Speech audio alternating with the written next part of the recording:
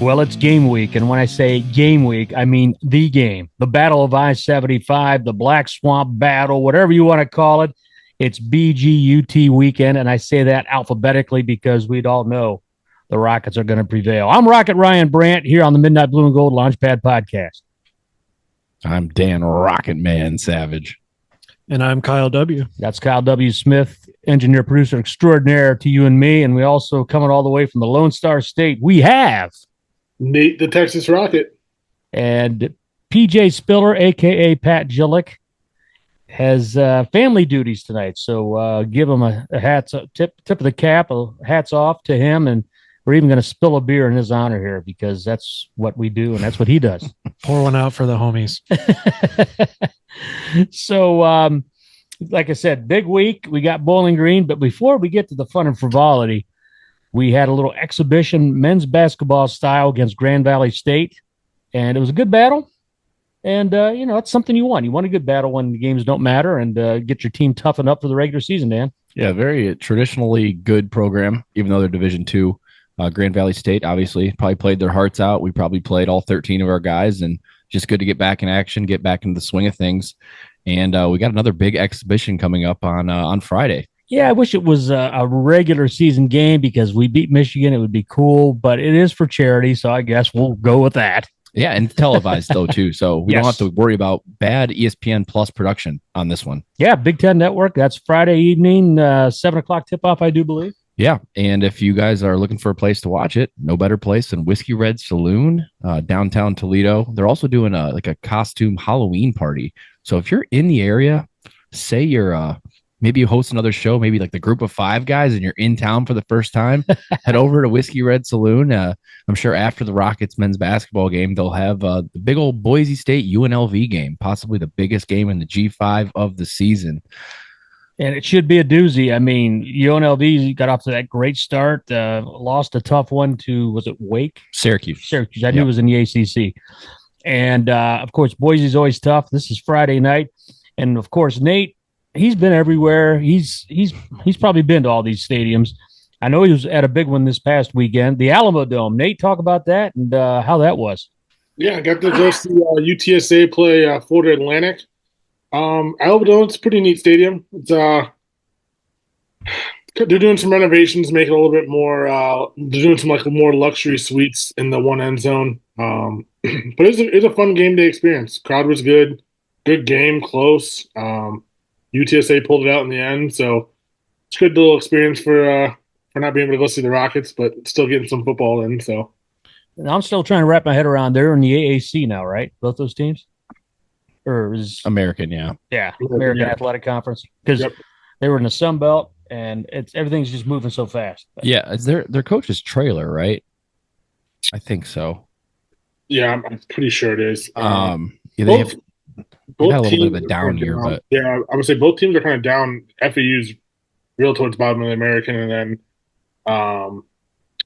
UTSA is kind of middle of the road. But I mean, it was good football. Usually UTSA is up there in the American, trying to compete and usually I think they've gone like 10, 11 wins the last couple seasons. So you watch a lot of Toledo football too, and you saw Sam Houston State earlier this year, and you said you thought Toledo would smack them, and then they were 5-1 last week, playing Western Kentucky, and Western Kentucky got them pretty good. But I mean, they might be a better ball club than we thought coming into the season.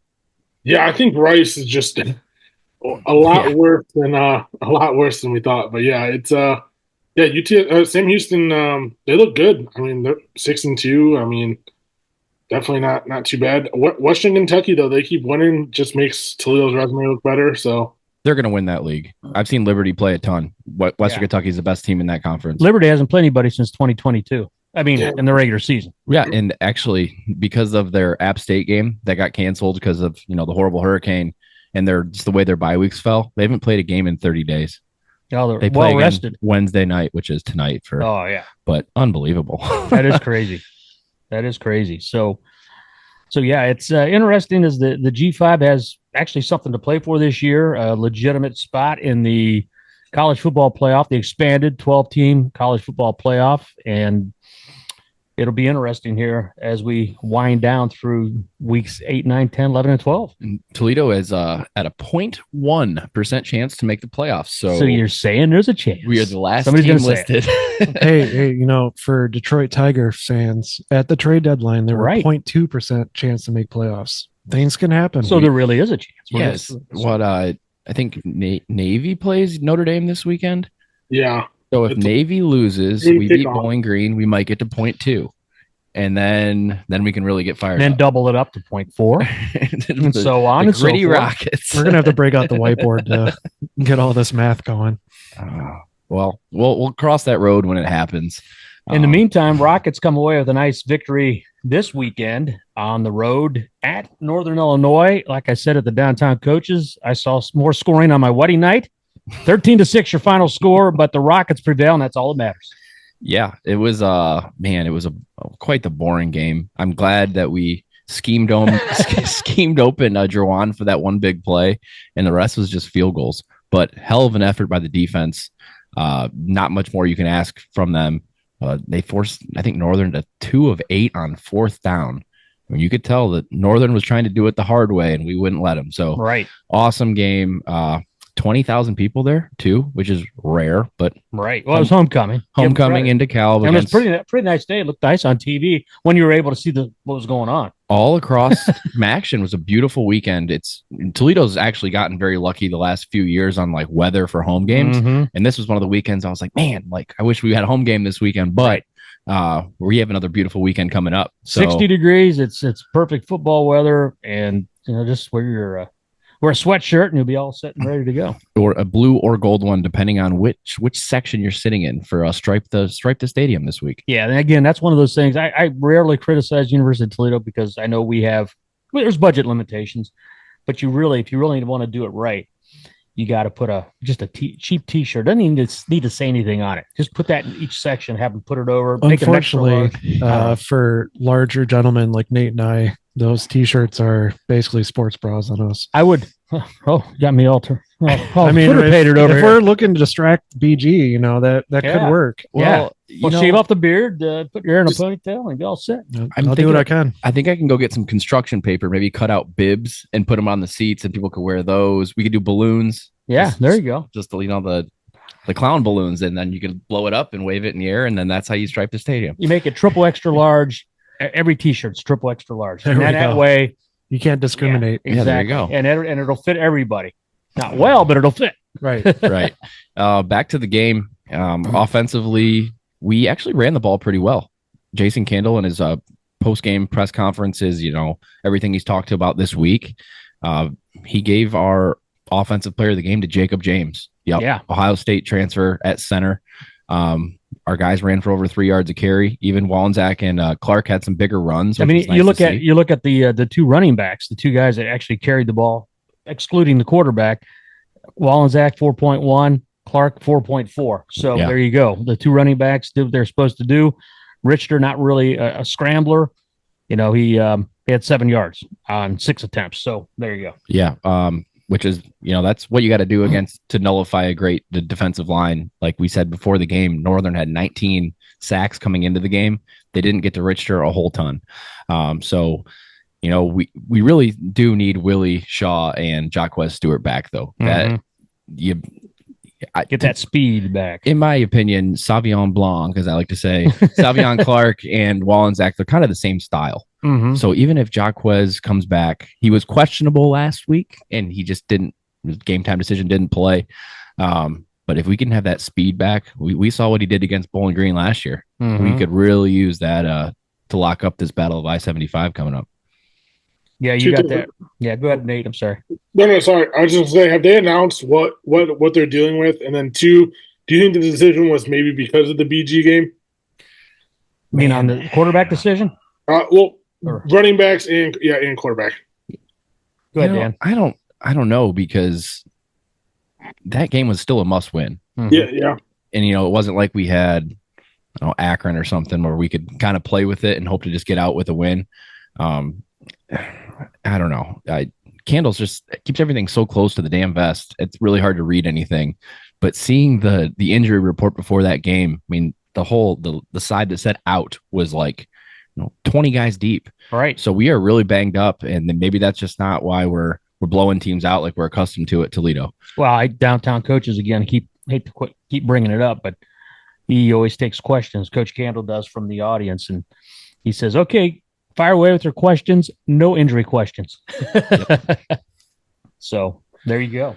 But man, special teams wise, we've got a great punter and a great damn kicker. Mhm. How awesome is it to see Cunanan come in as a freshman, or I think freshman or sophomore? I think it's true freshman. True freshman from the state of Arizona. Yeah. And he is nails, man. He's awesome. Yeah. And Emilio Duran, I mean, we're going to get to our players of the game, but Emilio Duran flipped the field. Awesome. Had like a 45-yard average punting. That's huge, especially in a nip and tuck game where field position is basically all that matters, Three of his 8 punts were inside the 20. Can't ask for more than that. No. And our special teams efficiency has been up all season. We even blocked a field goal, and that's where we won the game. Yeah. I mean, it's those little things. And so Stanton Weber, we got to give him credit. He comes up from South Carolina and brings long snapper Matthew Bailey along with him and just turns the corner. This special teams is very special in a good way. Last year, the team that won the MAC was the best special teams unit in the country, Miami of Ohio. Yep. Hopefully that's what we're seeing right now from Toledo. All right. Should we go to the players of the game? Yeah. I'll start it off offensively. I think there is one really good answer for the naysayers of the fan base.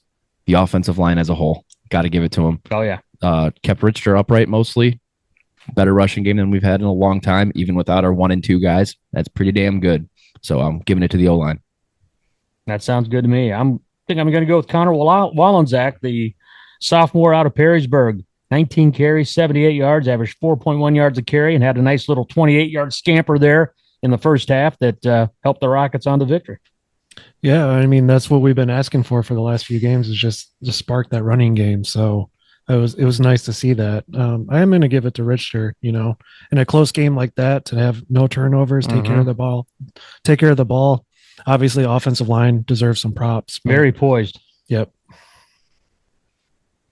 I love the offensive line, so I give them a shout out. I'll go a little different route. I'll go tie between Jawan Newton and Vanderos. Kind of carried that receiving load. Obviously, Newton had the big long 52-yard touchdown that kind of was the difference in the game. But I'll go those two guys. They've just been consistent all year with that receiving core. So what's kind of interesting, Nate, is they both had 64 yards in receptions, and their yards after catch was 27. Yeah, Vanderos plowed a dude on a first down play in the second half where he just ran him over. And I was like, that's what we need. Even if you're little, you got to have that little extra in you, especially against the non-rivals there in DeKalb. Right. They like to think it is, but I love the way you put that. Defensively, man, we had 2 guys that stood out to me. I think Maxon Hook and Emmanuel McNeil Warren were fantastic. I'm going to give it to Emmanuel McNeil Warren because he had a tip pass in the end zone that broke up, which would have been a touchdown for the Huskies. And then he did a reverse backflip to stand back up. He looked like a cheerleader out there. It's freaking sweet. So just on that, Emmanuel McNeil Warren, way to go. Between those two guys, Dan, you had Hook with 9 solo, McNeil Warren with 10. Assisted tackles, Hook with 4, McNeil Warren with 2. 13-12, Hook out-tackled him. But I'm going to have to go with Emmanuel McNeil Warren once again, just for the same reason you said.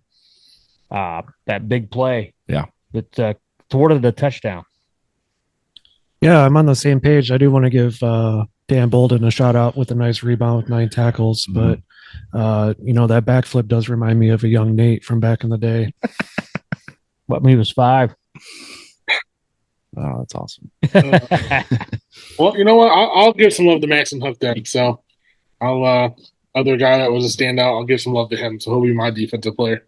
2 guys, McNeil Warren and Maxon Hook, that's just nothing but consistent for this defense. So definitely leaders for the team. I saw something in the Blade at Pro Football Focus, how they're 2 of the top-rated defensive backs as far as breaking up passes and their coverage skills in the country. So doesn't surprise me. I mean, they're producing. I mean, and to give Quinion Mitchell a little shout out, I think he's first in corners overall and a couple stats already through the league. So he just doesn't have any picks, so it's going to be hard for him to win Defensive Rookie of the Year in the NFL. But I mean, I still got that $5 bet on him.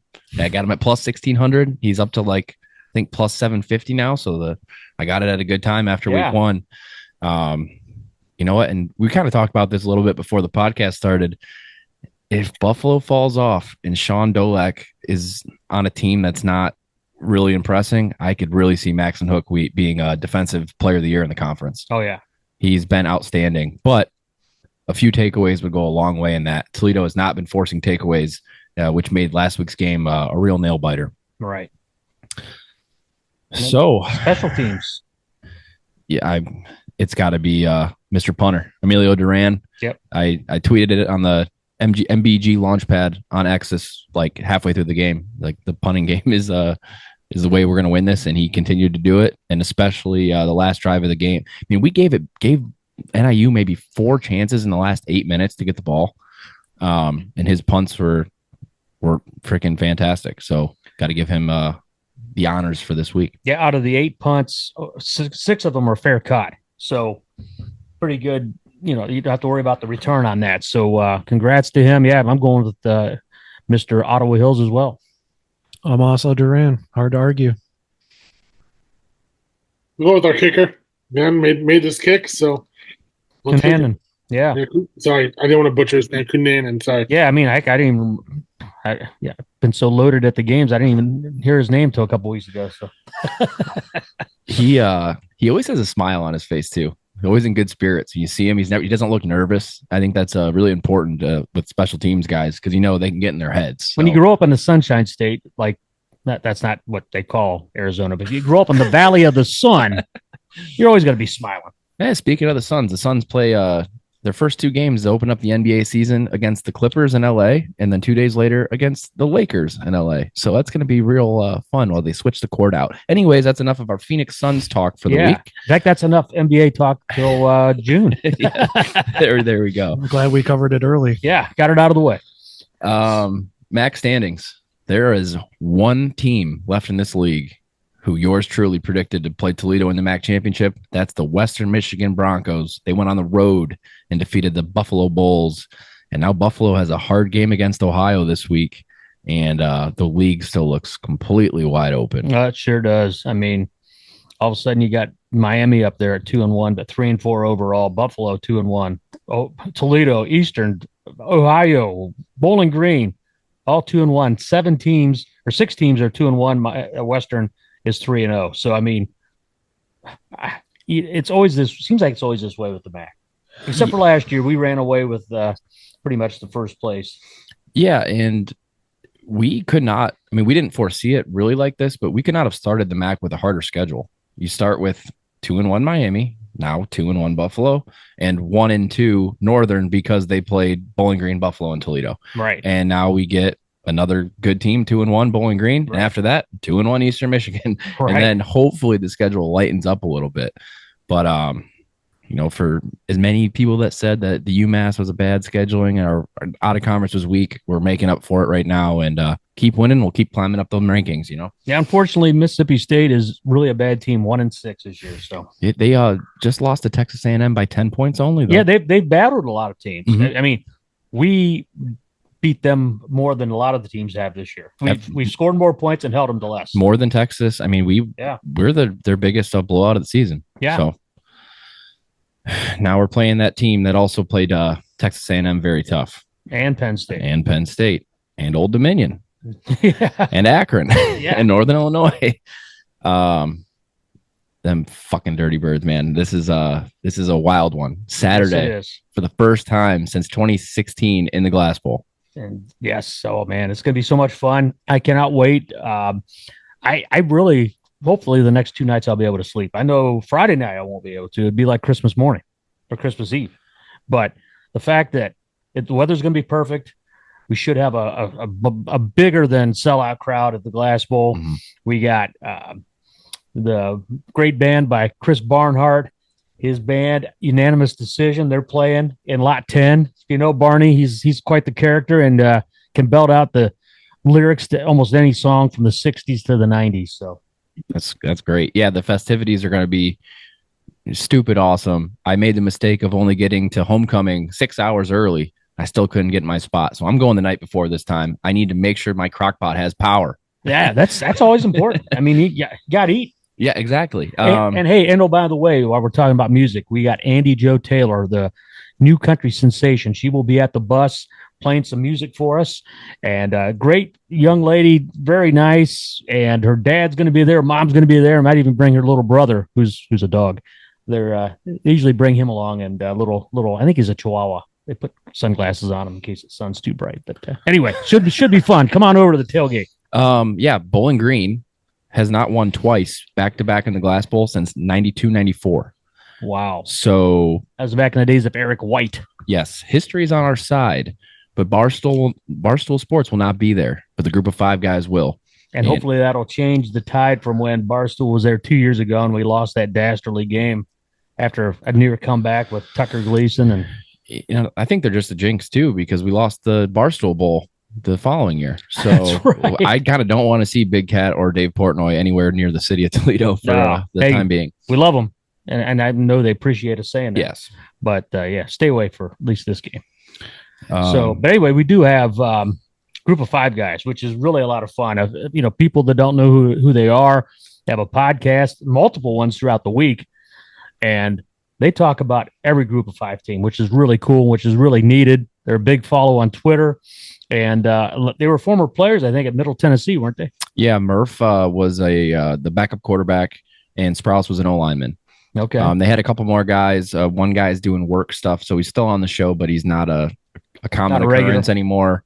And the other guy, he's done for good. But yeah, they'll be up. I'm excited to hopefully show them the great places around the city of Toledo Friday night if I can get a chance to get out after doing all my tailgating setup duties. Your necessities, getting things ready. Right. And I believe they'll be doing some kind of live show, maybe around noon at the Glass Bowl, as well as maybe a dunk tank appearance. That would be right up their alley. So, especially getting them out of the warm South, get them up here in a little chilly weather. Yeah, Sprouse he's like a Miami kid. And I think he lives in southern Georgia, so he was scared that there might be snow, but it doesn't look like that. 60 and sunny. It's going to be an awesome game. Well, remember last year, coming up on this week, we did have snow on Halloween night. Yeah, that's right. Should I wear my Cookie Monster costume? I don't know what. I don't know. We don't have a home game on that day. Does Dave Langendorfer have a trademark on that in the Glass Bowl proper? I'm just going to have to get a blue or gold shirt, depending on which section I'm sitting on and put on him. But maybe we'll break that out. We'll see. Stranger things have happened. So let's talk about BG a little bit. You got a great tight end. That guy leading the nation in tight end receiving yards. And he's just having a great year. And a guy who could have left, but he stuck around. He's not the biggest, most imposing. I mean, he's not like Torres. He's not 6'6". I think he's like 6'3", built like a shit brick house, though. The kid's special. I think he's fourth or fifth in the nation in just receiving for anybody. And to do that as a tight end, I mean, whatever the national tight end award is, I think he's kind of running away with it. Mackey Award. The Mackey. Yep. There you go. I was on Alex Shear's show, the Mac Sports Connection, this week as well. And we came into the year thinking that Torres could compete with Fannin for that, first team All Max slot at tight end. Now I think it's just a battle for second place. But we got to see Torres this weekend really break out, because he did against Bowling Green last year, and he was a key to that huge second half comeback we had. Yes, he was. I mean, what a second half of the year he had. I mean, just when they finally started getting the ball, I'm like, where's he been all year? This is awesome. And against Northern, we threw to another tight end, and he kind of dropped a wide open guy for a touchdown. So, and I found out he was a linebacker. Coach Candle's talking about him. A linebacker, and because of some injuries, they had to move him to tight end. And he's just, he felt so bad for the kid because he had a wide open touchdown in his hands. He goes, how many times are you going to get to do that? But it's a learning experience. And he said he played 18 plays, and he said 16 of them were almost perfect the way he was blocking. So he was, Coach Candle was very impressed by him. And I wish I remember his name. I want to say Jones or something. Yeah, like there you go. It was a really different kind of name, like Jones. It's Anders Smith. Yeah. But we do have that sure-handed guy, and that's Anthony Torres. We got to use him. Yeah, he's not going to catch Fannin in any type of category for first team All-MAC, But they've got a few other wide receiver threats now. Bowling Green hasn't been very healthy at wide receiver, like Malcolm Johnson and Kid Garcia is his last name. If we can like put a spy, I mean, we've got McNeil, Warren, and Hook. Put a spy on Fannin, that'll be huge. But if they get some other guys healthy, I mean, they kind of carved up Texas A&M and Penn State. To add on to their wide receiver threats, they got a good running back, Terrion Stewart. He did not play against the Rockets last year. Part of the reason that we were able to come all the way back because they couldn't just hand it off to their workhorse. Yep, Stewart this year, almost 500 yards rushing, 5.5 yards of carries. Yep. Missed a couple of games, but great player from our arch rival, Sandusky, I do believe. Sandusky, that's where Mark Beyer went to high school. Yes, he is Blue Streaks. He is a Blue Streak. Yeah. And then their backup running back's pretty good too, Patterson. So they have a veteran O-line. Their whole team's veterans. I mean, on paper, coming into the year, you could easily have put ourselves in a situation where we're 10-point dogs. Mm-hmm. But Bowling Green hasn't been able to close anyone out, really. They have problems separating. A lot of people were hanging in against them. And, you look at that. Penn State, they lose by 7. They go to Texas A&M, lose by 6. And then they come back home. You think Old Dominion, walk right over them. Yeah. They lose 30-27. So every game this year, with the exception of Kent State, has been within, under 10 points. And we're probably going to get a similar game this week. We're 2.5-point favorites. I think it opened at 3 or 3.5 in Vegas. So, that's basically just the home edge for having home crowd. So this is a pick'em game. Their field goal kicker, though, has not been as great as Cunanan. So I think that's another edge that Toledo can get. But they do have some electric returners. They took 2 to the house against Fordham to open the season. So, yeah, I'd really like Jacquez back to add to our return game. Although Jawan Newton's been good in backup duty there as well. Exactly. So yeah, Jackson Clather, the kicker for Bowling Green, 6 of 9 in field goals, 17 of 18 in point after. So, our guy just a little bit stronger. And it's a shame about Tony Pollock because expecting big things out of him this year. And the injury bug just keeps him on the sideline. Yeah. Now Texas Nate, Texas A&M BG probably was the biggest game in your area. I have to assume earlier in the year. Did you get any eyes on the game? Can you give us some analysis from down there? I mean, I did. I watched that game on TV. I was thinking about going to it, but couldn't get coverage for the kids. But I was watching that game, and I mean, they really did. Offensively, they moved the ball whatever they wanted to on them. I mean, they just didn't capitalize on a couple of drives, and that kind of cost them that game. But that's why I was so surprised when they lost to Old Dominion and Akron kept it close, and Northern Illinois they lost. I was like, this team is just so confusing me to kind of get an angle on what to expect when they play Toledo. I mean, they just they might be the best 3 and 4 team in the country. It's right. Like, and I mean, in that game too, Texas A&M, they kicked a field goal that they counted as good. That was obviously not. Yes. Yep. And then in the last couple drives, Bowling Green was down 10. If they would have been within a touchdown, that whole ending sequence of that game changes, and maybe Bowling Green pulls it out against right now a top 15 Texas A&M team. So we know what to expect with Bowling Green. It's never easy. Well, it hasn't been since COVID. That was really easy that year, but we've won 11 of the last 13 against the Falcons. Let's make it a 12 of 14 here. Offensively, I think we need to be better on third down. We were absolutely atrocious last week. We were bad against Buffalo. Candle recognized that in his weekly presser. I don't know if that's. I think the play calling's fine, but you got to execute. Especially like you have a 4th and 8, and you throw the ball 2 yards to Anthony Torres, and he has to break a tackle to get another 2. There should be no check down on a 4th down play. Because if you throw an interception, it's just like a punt. You're already in a spot on the field that you were going to go for it. If you didn't get it, you'd turn it over. You just can't have plays that are short of the sticks on 4th down. And hopefully we get that figured out this weekend. Well, should we get to the score predictions? Yeah, I think that's a perfect time. All right. Hey, since Pat couldn't be here tonight, he's going to throw this one out. And I'm going to read this verbatim. His prediction, Toledo 18, the Diseased Birds 14. Toledo 18, Diseased Birds 14. That is Pat's prediction. PJ Spiller. I like to think we're always gonna score around 20 to 28 points. I'm gonna say 24-21 Rockets. Ooh, you guys are Just in the very same ballpark as me. just above that 2.5 points there. I think we're averaging like 25 a game, and we're giving up about 17, 18. I said this on Alex's show, 24-16 Rockets. I think we're going to be down. I could see Bowling Green going for 2 twice or something, making this a weird 16-10 game. We're going to score twice in the fourth quarter, put them out of their misery. 24-16 Rockets. We cover. We win our 9th or 10th straight at home since the last time we lost to Bowling Green. That was our last home loss. And then we're 3-1, and we get our nice little 45-minute trip up to Ypsilanti next weekend. Which isn't bad.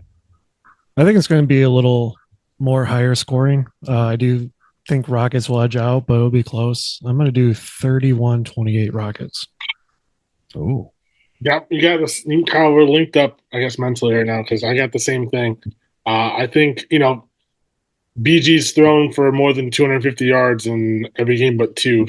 So I think they're going to score, and Fannon's going to get his numbers, so I think they're going to be able to put up points. But, Kyle, you're on the same page, 31-28, and we'll hit that field goal to win it. So Going down to the field goal, huh?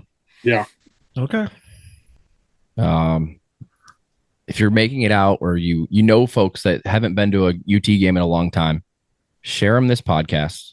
Okay, let them learn a little bit about the matchup, learn a little bit about the history. We have a 2-game all-time lead, 43-41, and some amount of ties or something like that.